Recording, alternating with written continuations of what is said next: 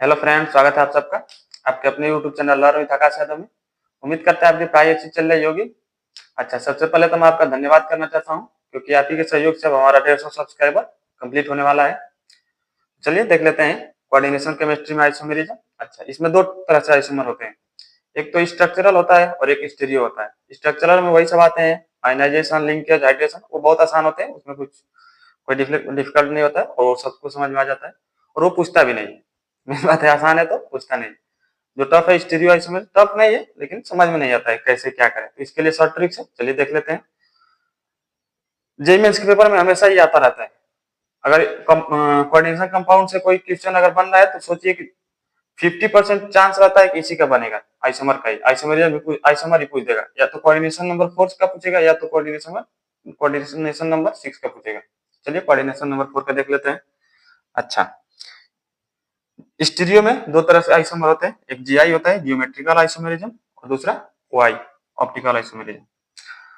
तो देखिए, ये जो होता है कोऑर्डिनेशन नंबर 4, ये ओआई नहीं शो करता है, ऑप्टिकल आइसोमेरिज्म ये नहीं शो करता है। पहली बात तो इतना जान लीजिए, अगर कोई पूछ दिया कि कितना ऑप्टिकल आइसोमेरिज्म कितना होगा तो ये शो नहीं करता है, 0 होगा। और वो भी इसमें कोऑर्डिनेशन नंबर में जो स्क्वायर प्लेनर होता है वही जीआई बस शो करता है। जो इसमें दो तरह से मतलब दो दो तरह से स्ट्रक्चर वाले होते हैं, एक तो स्क्वायर प्लेनर और दूसरा टेट्राहेड्रल। जो स्क्वायर प्लेनर है ना वही बस मतलब आइसोमर शो करेगा, जो टेट्राहेड्रल है वो नहीं शो करेगा। देख लीजिए क्यों वो नहीं शो करेगा। अच्छा, स्क्वायर प्लेनर है तो ऐसे होगा, मेटल आयन हो गया। अच्छा, अगर सेम लिगेंड 180 डिग्री पर है किसी में, और किसी में यही आपका सेम लिगेंड 90 डिग्री पर हो गया, मॉलिक्यूलर फार्मूला सेम होना चाहिए। अगर मॉलिक्यूलर फार्मूला सेम है और सेम लिगेंड 180 डिग्री पर है और कभी 90 डिग्री, मतलब एंगल चेंज हो रहा है। कहने का मतलब ये है कि अगर एंगल चेंज हो रहा है, मॉलिक्यूलर फार्मूला सेम है, तो वो आइसोमर शो करेंगे। और स्क्वायर प्लेनर में तो हो जाता है। और जो टेट्राहेड्रल होता है ना, टेट्राहेड्रल का आप देखे होंगे डायग्राम कैसे बनता है उसका, 3D में होता है उसका जियोमेट्री। टेट्राहेड्रल का 3D जियोमेट्री होता है। ये मेटल हो गया, मेटल आयन। अच्छा, ये 3D में है। ये 3-4 कलम हो रहा था तो समझा देते। 3D में मान लीजिए यहाँ पर ए है, फिर यहाँ पर ए, मॉलिक्यूलर फार्मूला सेम है इसका भी, मॉलिक्यूलर फार्मूला इसका भी सेम है। और देखिए इसमें लिगेंड यहाँ है और यहाँ है, और यहाँ पर और यहाँ पर। तो आपको लग रहा होगा कि ये मतलब यहाँ पर 180 डिग्री है और यहाँ पर कुछ और अलग एंगल है, लेकिन एंगल सब सेम है। इसका सब एंगल 109 डिग्री का होता है। टेट्राहेड्रल में सब एंगल 109 डिग्री का होता है। और ये जो है ना, ये ऐसे ऐसे पूरा सीधा नहीं है, ये थोड़ा ऐसे है। ये जो बॉन्ड, ये बॉन्ड है, ये ऐसे है थोड़ा 109 डिग्री का।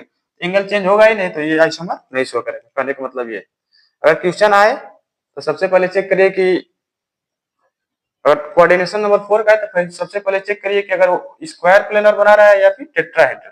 अगर टेट्राहेड्रल बनाएगा तो अगर आइसोमर पूछा है तो उसमें जीरो जीरो ऑप्शन होगा, वो दे दीजिएगा। अगर स्क्वायर प्लेनर है तो उसमें भी बस ये पांचों शो करेंगे, ये जो पांचों है यही बस शो करेंगे। ये देखिए, इसमें जो स्मॉल से लिखा गया है वो मोनोडेंटल लिगेंड है, और जो कैपिटल से लिखा गया है वो बाइडेंटल लिगेंड है।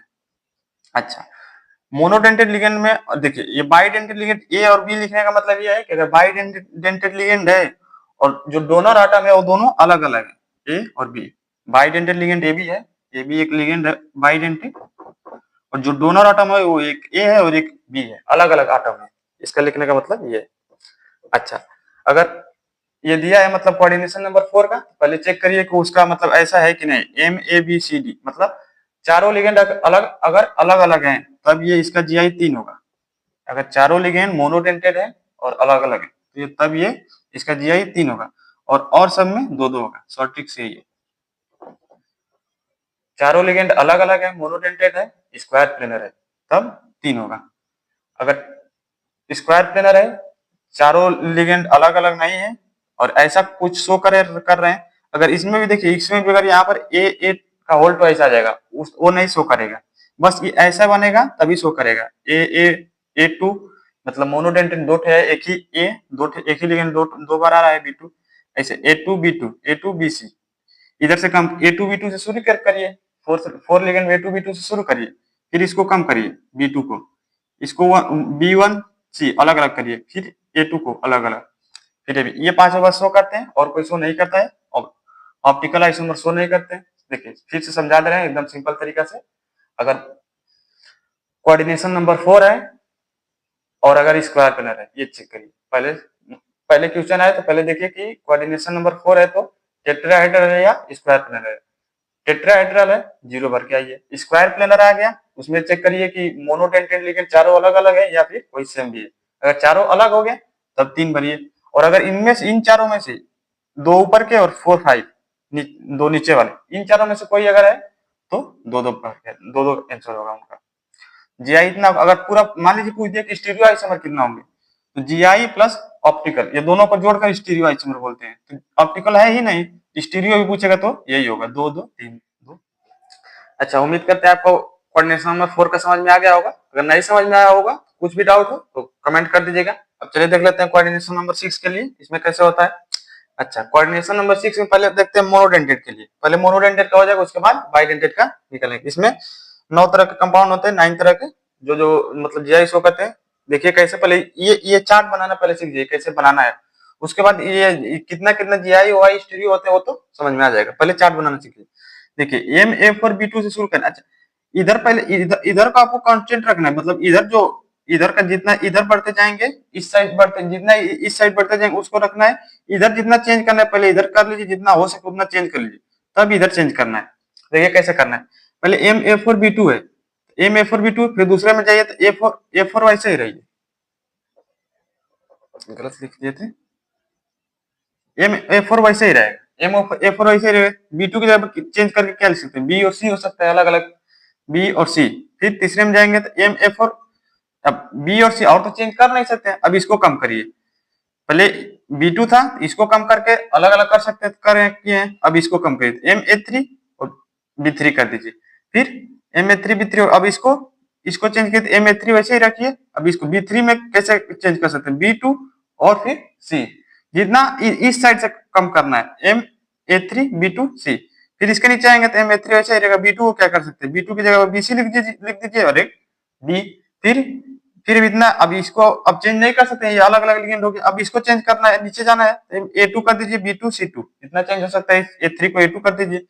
फिर ऐसे M A two B two C two की जगह पे सी डी, फिर बी टू की जगह पर चेंज करिए, फिर ए टू की जगह पर M A two B C D हो गया। फिर ए टू की जगह चेंज करेंगे तो M A C A B C D E F, ऐसे 9 कॉम्प्लेक्स बनेंगे। अच्छा, इनके लिए बहुत आसान ट्रिक है, इतना बस करना। अगर आपको आ गया, बस इतना करना अगर आपको आ गया तो ये करना बहुत आसान है। इसमें देखिए क्या होगा, इसमें जी आई होगा वो 2, एकदम आसान है, कोई स्टॉप नहीं, बस इतना करना आ गया, उसके बाद खूब आराम से हो जाएगा। जी आई होगा आपका 2, 3 बार 2, 3 3 का 2, और इसमें 0 0, फिर ये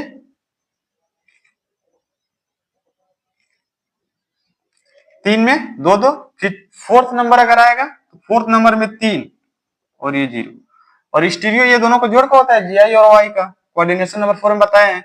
2 और ये भी 2 हो जाएगा, जोड़ेंगे तो 2 2 3। अब देखिए इतना तक फोर्थ नंबर तक हो गया, फोर्थ नंबर तक हो गया। अब आगे चलना है, फिफ्थ नंबर जाना है तो यहाँ पर 4 करिए, यहाँ पर वाई को छोड़ दीजिए, 4 5। फिर 6 नंबर जाना है तो 5 6, फिर 7 नंबर 6 8 6 8, फिर 8 नंबर 9 15, फिर 9 नंबर 15 30। एकदम आसान है, कुछ टफ नहीं है। तीन तीन तीन, जब तक तीसरे नंबर तक 2 2 लिखिए और वाई 0 होगा, फिर चौथे नंबर पर 3, वाई वहां तक 0 होगा, मतलब ऑप्टिकल आइसोमर शो नहीं करेगा। फोर्थ नंबर तक ऑप्टिकल आइसोमर शो नहीं करेगा। फोर्थ नंबर तक, फोर्थ में 3 रहेगा जीआई और ऊपर जितना होगा उसमें 2 2 रहेगा। और फिफ्थ नंबर से चेंज करना है, जो फिफ्थ नंबर है वहां से, ये 4 होगा तो वो 5 होगा। अगर 4 जीआई होगा तो स्टीरियो 5 होगा। अगर जीआई 5 है तो स्टीरियो 6 है, एक बढ़ रहा है। फिर अगर 6 हुआ तो 2 बढ़ गया है 8, फिर 8 नहीं होगा, यहाँ 6 है तो यहाँ 6 हो जा रहा है, लेकिन यहाँ पर फिर 8 8 नहीं होगा। फिर 9 15 15 30, 4 है तो 5 5 6 6 8, फिर 8 है तो बस यहाँ थोड़ा बस देखना है आपको, अगर 8 है तो यहाँ 8 नहीं होगा, 9 15 15 30।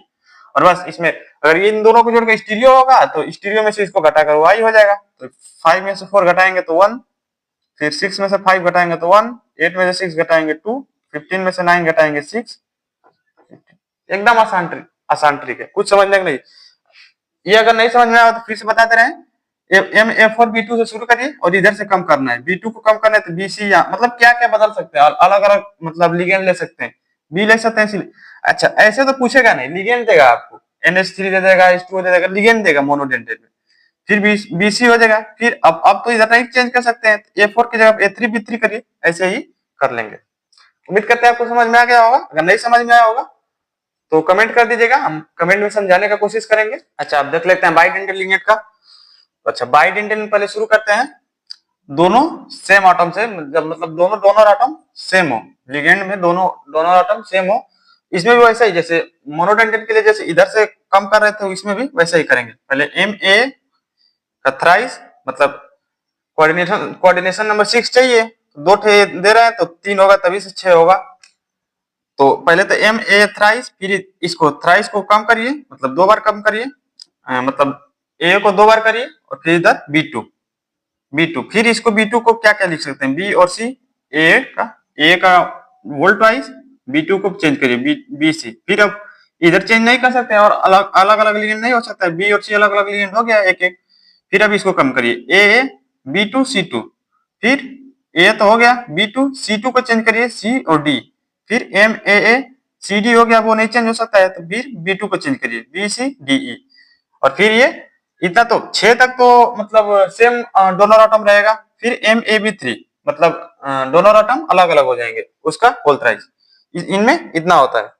अच्छा इनका देख लीजिए, खूब आसान तरीका है, एकदम आसान तरीका है, जैसे उसका था वैसे ही इसका भी है।